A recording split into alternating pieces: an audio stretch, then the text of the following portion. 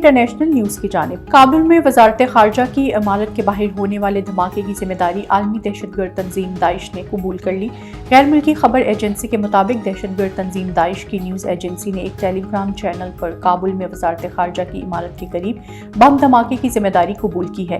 یاد رہے کہ افغان دارالحکومت کابل میں وزارت خارجہ کی عمارت کے قریب خودکش دھماکے میں 20 افراد ہلاک اور متعدد زخمی ہو گئے تھے۔ خبر رساں ادارے کے مطابق وزارت خارجہ کی بلڈنگ کے نزدیک یہ دھماکہ اتنا شدید تھا کہ اس کی گونج دور دور تک سنی گئی اور کئی عمارتوں اور گاڑیوں کے شیشے ٹوٹ گئے۔ روسی جلا وطن اپوزیشن رہنما ایلیا پانوماریف نے حیران کن پیشگوئی کی ہے کہ روسی صدر ولادیمیر پوٹن کو رواں سال اکتوبر تک انہی کے قریبی ساتھی قتل کر دیں گے۔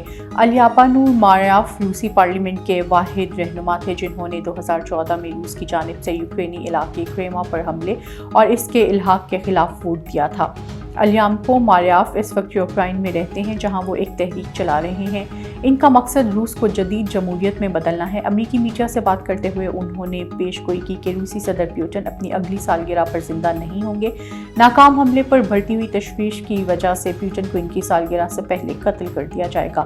انہوں نے خواہش ظاہر کی کہ میں بھی روسی صدر کو بین الاقوامی عدالت میں دیکھنا چاہتا ہوں، لیکن مجھے لگتا ہے کہ ایسا ہوگا نہیں۔ اس سے قبل ہی ان کے قریبی ساتھیوں کی جانب سے ان کا قتل کر دیا جائے گا۔ ایران کی سپریم کورٹ نے برطانیہ کے لیے جاسوسی کے الزام میں ایک ایرانی نژاد برطانوی شہری اور سابق دفاعی اہلکار کو پھانسی کی سزا سنا دی۔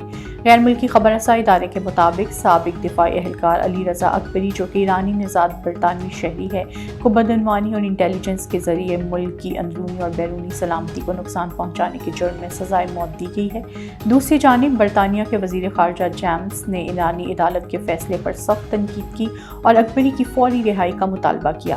جیمز نے اپنے ٹویٹر اکاؤنٹ پر جاری کیے گئے پیغام میں لکھا کہ یہ ایک وحشی حکومت کی طرف سے سیاسی طور پر حوصلہ افزائی کی کارروائی ہے جس میں انسانی زندگی کو مکمل طور پر نظر انداز کیا گیا ہے۔